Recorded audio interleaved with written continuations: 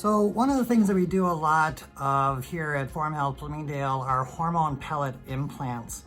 And what that basically means is that every 3 to 6 months we will make a tiny incision on the side of a person's hip and insert these little pellets and then put a little steri strip over the incision site. And these pellets dissolve very slowly like a bar of soap in the shower. They just kind of melt over a very long period of time, gradually releasing hormone into the system.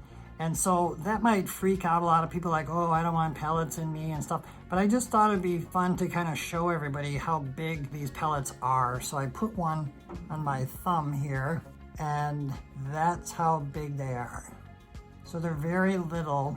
Now the testosterone pellet's gonna be bigger than that, but like the size of a grain of rice. And some people say, well, can you feel them under your skin? Well, if you're very thin and the pellet is close to the skin, you can sometimes feel it. This is usually more in men because those testosterone pellets are bigger and they don't have as much subcutaneous fat a lot of times. But usually you can't even feel these. And so you have this procedure and then you just kind of take it easy for several days as far as exercise and activity and stuff. And then you're good to go. And we will usually measure levels of the estradiol or the testosterone or both about a month later, just to kind of see if we've hit our target ranges.